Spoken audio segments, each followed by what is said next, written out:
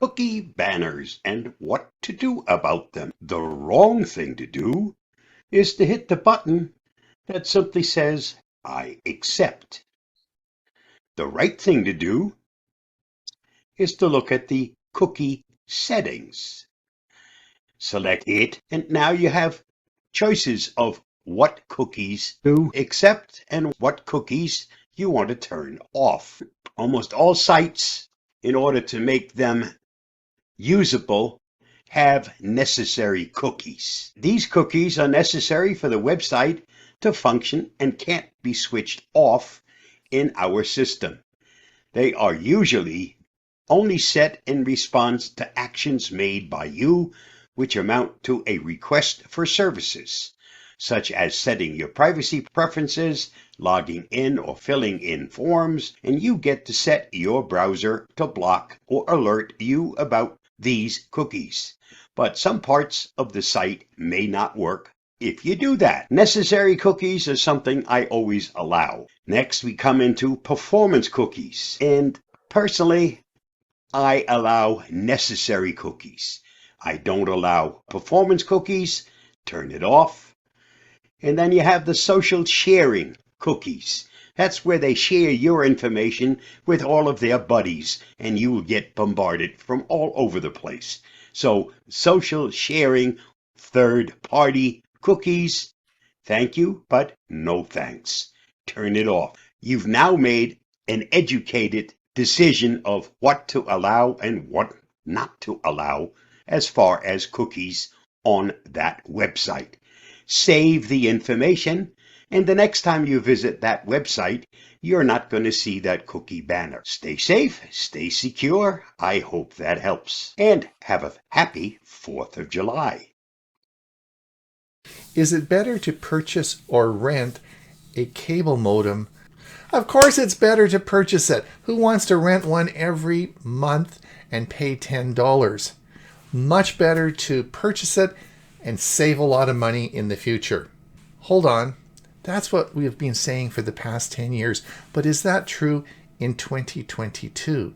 Let's have a look at that. It's Ron Brown with Tech for Senior, where we make videos to help seniors understand technology. Now, if you'd like to be notified when we make a new video, just go down to the bottom, go to the notification button. Click that and that little bell, and we'll send you a personal notification when we make a new video. It is all free. So let's look at, should you purchase or rent a cable modem? Well, traditionally we've always taught it's better to purchase your modem instead of paying that monthly rental fee. In fact, the US government passed a law about 2 years ago that required the cable companies to allow you to use your own products and devices for free. They couldn't actually charge you a rental fee if you had your own devices. Well, they then charged an administration fee, and it was the same thing. That legislation really hasn't gone very far, and you'll still be paying something on a monthly basis. So the question really is it better to purchase or rent your cable modem? Now, there are many things that you're going to have to consider. What is DOCSIS 3? What is DOCSIS 3.1? What's Wi-Fi 6? Because most of these devices you get from your cable company now are cable modems and routers. So what about Wi-Fi 6? Lots of things to think about, lots of costs if you're going to go and purchase it. But what I want to do today is I want to look at 2022 and why you might reconsider what we've always taught in the past. So let's look at some unique things that are happening and some advice I can give you. So what we're going to talk about today is your television cable modem. Now, you need to be aware that there are different modems for different services. So if you have a DSL service, then you'll have a DSL modem. If you have a fiber optic service, then you'll have a fiber optic modem. Now, those are rarely purchased and mostly provided by your service provider. However, in the case of a television cable modem, you can purchase these and use them yourself. Now, most of the ones sold today by the service providers are combination. They're a cable modem and a router.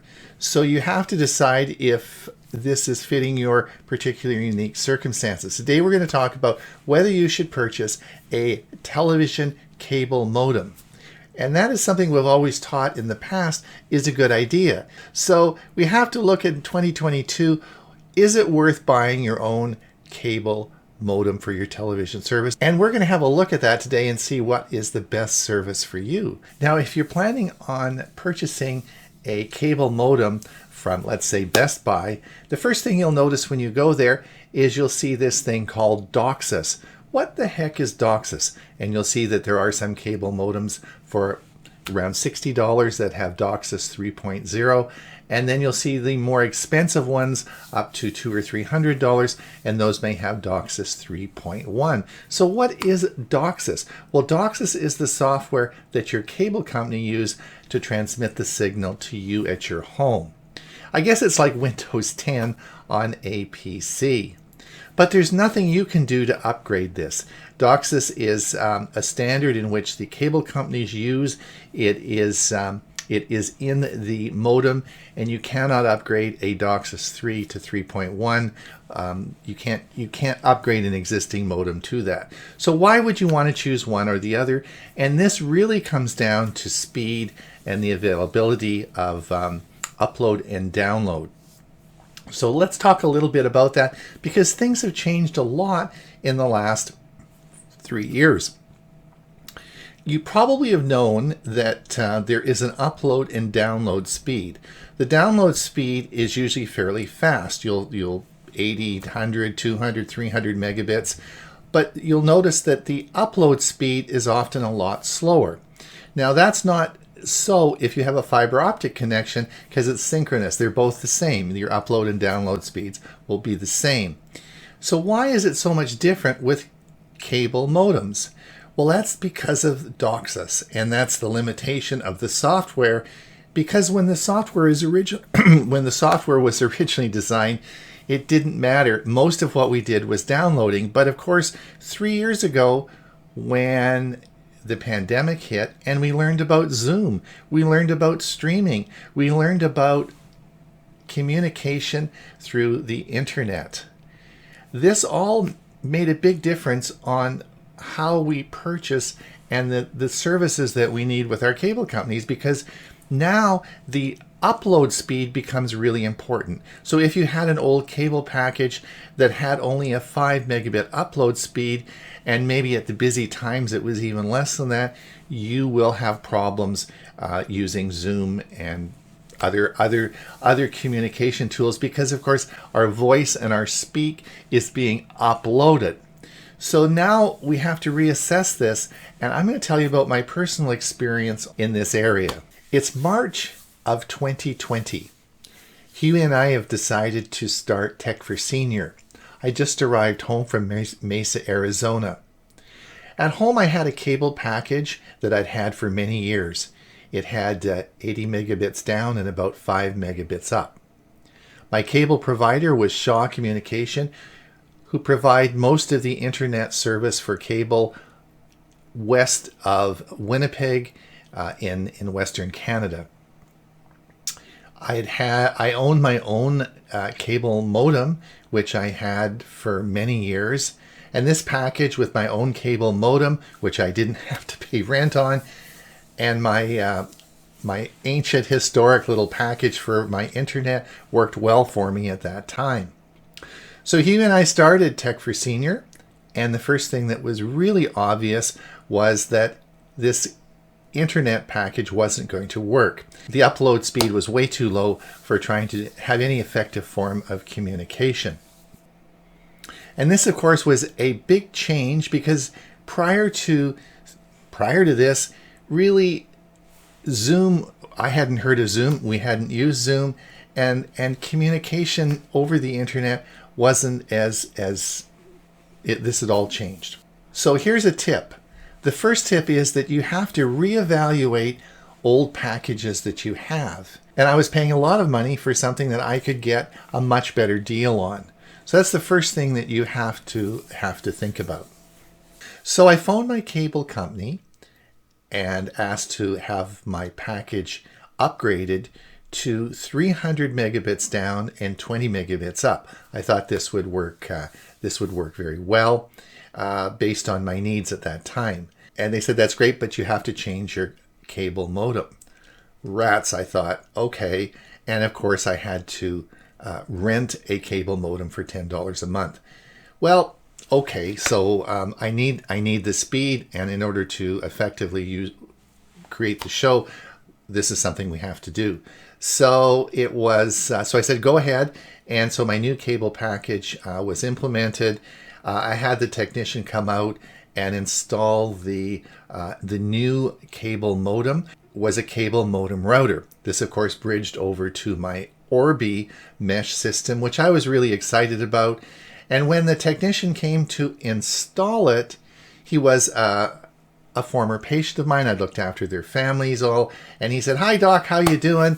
And he said, "Yeah, you'll be happy with this this new upgrade." And so he installed my new cable modem, and of course they would bridged it over to my great Orbi mesh router system.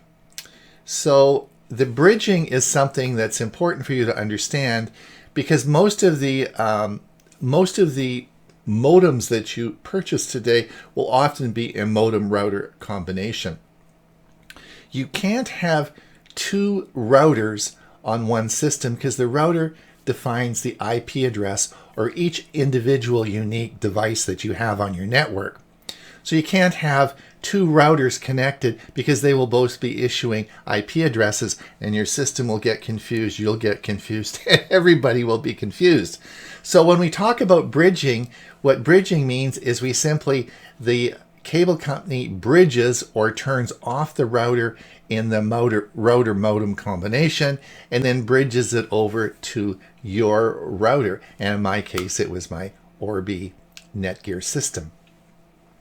This immediately solved the problem and was great. I had no problem at all. Life was good. We were able to use the Tech for Seniors show. It worked well, except my life changed. And in other words, I ended up being a video editor. I was doing big files and doing a lot of video editing. And this really was going to become my life over the next 2 years. I didn't know it at that time, but that's what it is now. So that prompted the next change. So after doing video editing for 3 months and waiting for 1 gigabit files to upload and download, I thought there's got to be a faster way to do this. So again, I phoned up my cable company and said, I think I want to go from 300 megabit down. I'm going to go up to 600 megabit down. And with that, I think I got about 30 megabits up. They said, no problem. We can easily do that. It's another $10 a month. Everything seems to be $10 a month. So $10 a month, fine. But it required a new modem. So guess what? Yes, the technician comes out again with a new modem. He says, "Doc, what's the matter with the last one? I just put it in 3 months ago." And I told him the story, and he said, "Yep." He said, and I'm sort of sitting there thinking, oh boy, this is going to be great. Not very many people have 600 megabit down. And I was discussing this with him, and he said, "No, I don't put very many of these modems in." And I said, "Yeah, I know." And he said, "Because we only use, for the past 3 years, we've only used 1 gigabit modems." I said, "What?" He says, "Yeah." He says, "Nobody uses these." He says, "I got a whole truckload of 1 gigabit modems. They all come from Comcast. These are modems, and all the equipment for Shaw Communications is actually purchased from Comcast in the United States." So he said, "Yeah." He said, we use pretty much exclusively 1 gigabit modems now." And I said, "Well, why would you want to do that? People don't really need that much internet speed." He said, "It's called Blue Curve TV." And I said, "What?" And I sort of heard about Blue Curve TV. It's been around now for quite a while. He says, "No, there's no cable needed in your house anymore. It all works from streaming." "Really?" I said, "Yep." He says, "You don't need any cable connections whatsoever." And this ℠𝕠𝕟 TV can handle up to 8 Xboxes on your network doing 4K simultaneously. It's that fast.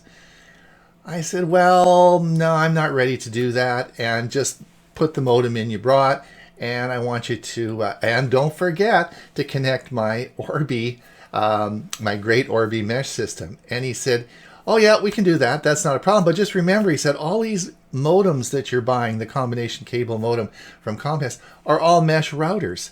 And oh, I said, really? He says, yep, you'll be really happy with them. I think they'll work just as well as your ℠𝕠𝕠𝕝. I said, no, I want to stick with this at the present time.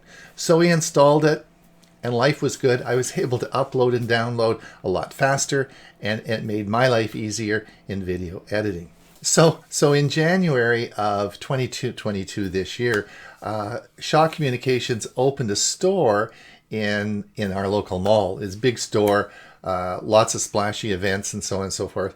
And when I'm walking through the mall, I frequently stop in and talk, and I got to know the manager really well. And I'd stop and talk about tech, like I love to do. So we, after a while, I went in one day and I said, okay, that's it. I can't get this ℠𝕠𝕟 TV out of my mind. I said, I've got this old system I've had for many years that I bought 15 years ago from the cable company, and it's what I use for my cable TV. So I said, go for it. I've got 6 TVs. Give me a price on putting the ℠𝕠𝕟 TV system in and upgrading to a 1 gigabit system. So he does his little thing on the computer, boop, boop, boop, boop, boop, boop. He says it'll be $10 less a month than you're paying now. What? So guess what? Out the door I went, and the service technician was coming the following week to yet install my 3rd modem router in 6 months to my system. Now, it was not the same, my patient who had done the 2 previous ones. It was a different fella. But anyway, he came in, installed all the equipment, and I now have the new ℠𝕠𝕟 TV. I have a 1 gigabit router, and it cost me actually less than the old equipment that I had. So I have a very fast system now, but it even gets better because about 2 months later, I'm going through the mall again, and again, they had a big sign up, 1.5 gigabit download now. And so I went in and talked to them, and they said, oh yeah, we can do that for you. And I thought, I got to do that because it's going to be faster than Hewie's. And we always are going to have one-upmanship there. So anyway, I got the 1.5 gigabit, and no, I didn't need yet a 4th router. So the purpose of talking about this is for you to see the rapid change that is occurring in our existing cable systems. And let me explain why that is so. So let's look at what I've done. Going back to March of 2020, I had my own cable modem and internet package. 2 years later, I've had 3 different modem router combinations, and I've also had 4 different cable packages and a new TV service, all for about the same as I was paying back when I originally started in 2020. All right, let's look at if you are going to purchase your some equipment now and you want to purchase your own modem. So if you go and you look at Best Buy right now and you want to buy a DOCSIS 3.1 modem, you're probably looking at around $300. If you then go over and you want to upgrade your router, and you're maybe looking at a mesh system, and you maybe want something with Wi-Fi 6 on it, the new standard for faster communication, you're probably looking at around $600 or $700. So purchasing this equipment in a rapidly changing environment like we're in now, I think is a bad decision. It's your decision to make, but you're going to be spending a lot of money, and the equipment is changing rapidly.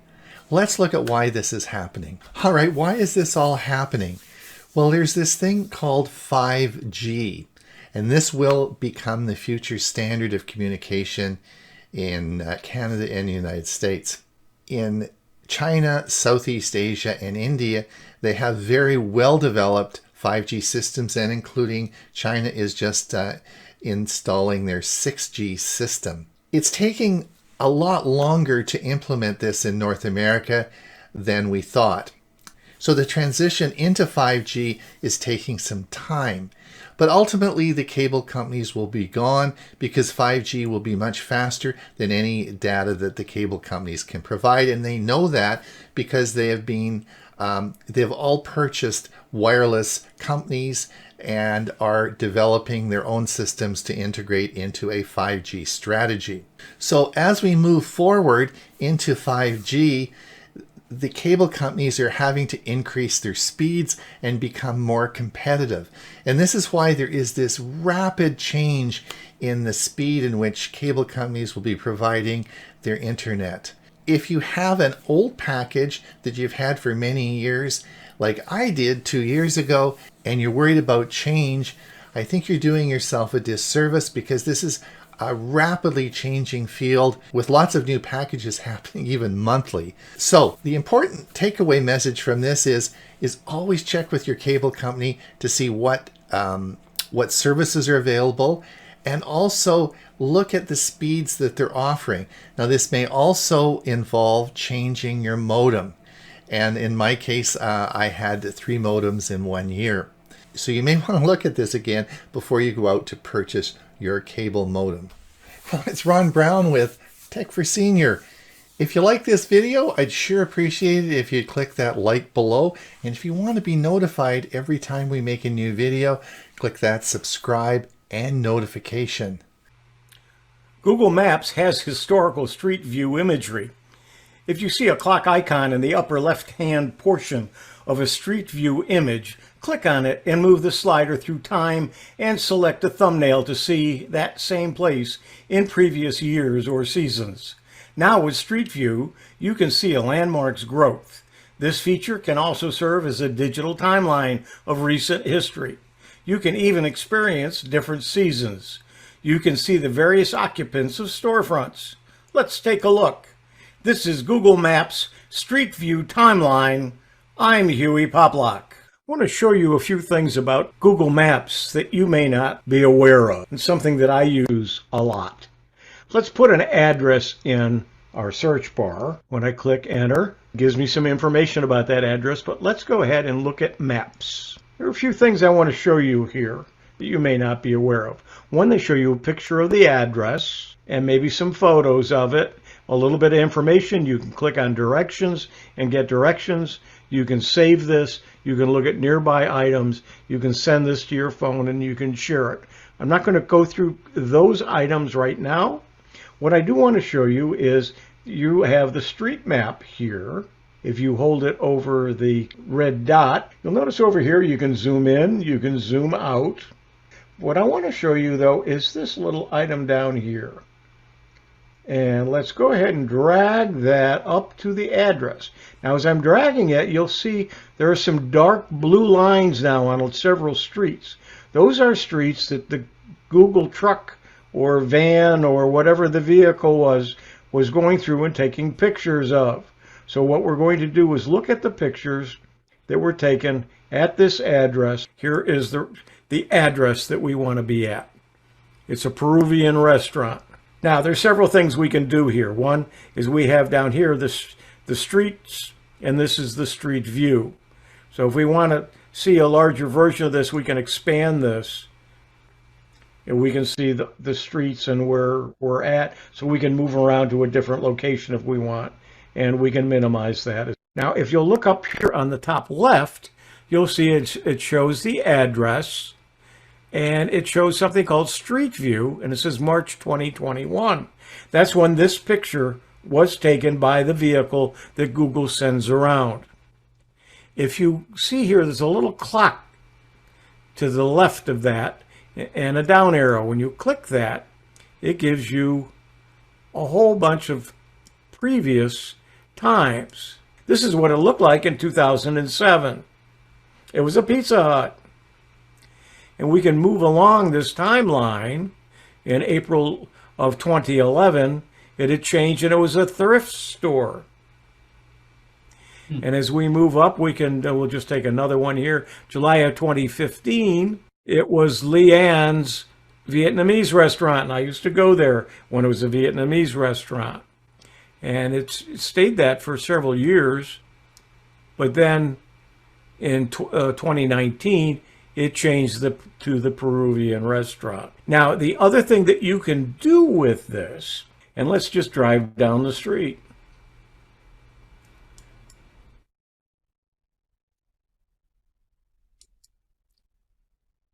And you might recognize this as one of the items we're talking about today, which was right down the street from it. But you can just drive and follow the route as it moves. And again, you can look around, and you can then go back as well to the different dates. So those are some things that you can do with Google Maps that I really enjoy and I use a lot. Here is a quick explanation of a few things that I'm showing you. In the lower left, you can see the map, and if you hover over it, you can see the lines that show where the Google vehicles took pictures. If you hold your mouse on the little spot in the middle on the line, you can expand or contract the size of the map. If you look in the upper left-hand corner, you will see an insert that has the address, and then you'll see it in the lower part of it. It'll say Street View, and there'll be a little clock there. Next to that clock is a down arrow. When you click it, you will open up what is the timeline. You can move along the timeline to see various times that Google snapped pictures. In the lower right, you'll see where you can zoom in and zoom out, but you can also click the little icon and drag it to the map to go to Street View of that location. In this scenario, we're not at a particular building or a particular address. We're just on a street. What I'd like to do is kind of show you what it looks like. Although it says January 2020, it's pretty much the same now. But we're just looking around 360 degrees. All right, and look at the clock with the Street View, and we're going to click on the clock. We're going to see it. We can go back to 2007. Let's go back to 2007 right from the beginning. Let's come all the way here. We click on here, and we can see that we can't see the name of that bank. It looks like they're changing the sign right there as we're looking at it. Next door is a Hess station. As we look across the street, there is a Sweet Bay grocery store, and the Burger King is there, which is now, by the way, now closed. Looking at it today, that's Ameris Bank. There's a Waffle House there. There's a Wawa here. Let's go to 2019, February 2019. And Ameris Bank is Fidelity Bank. And there's the Waffle House. As we look across the street, yeah, there's the Wawa. June of 2018. And it was Fidelity Bank. And the Waffle House. And there is a boarded up grocery store. They'd put the fence around, but they hadn't started it yet. Okay. Let's move back. April 2015. It's First Bank. There's no Waffle House. And there's the grocery store. It was changing from a Sweet Bay to a Winn-Dixie.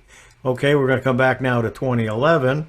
It's still First Bank. There's a gas station where the Waffle House is. And there's the grocery store in the background. It looks like that was a Sweet Bay. And if we go back to 2008,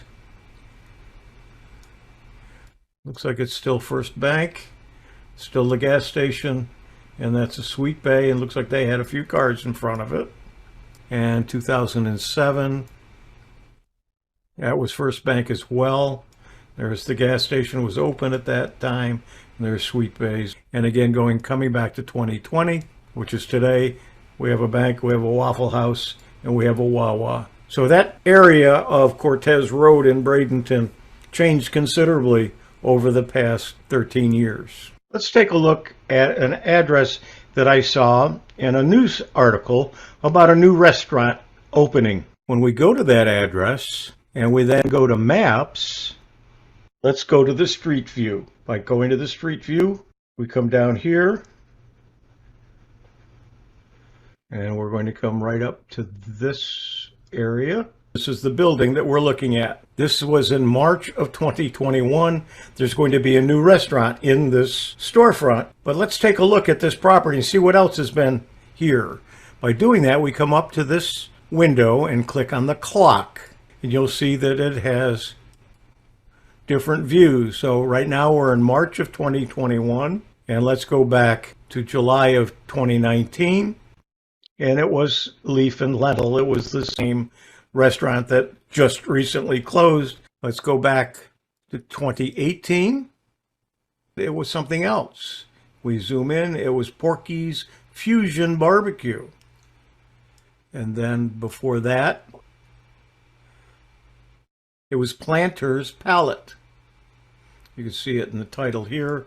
And if we come around the corner a little bit and look at it from a different view, we could see the entrance. And let's go back to 2014.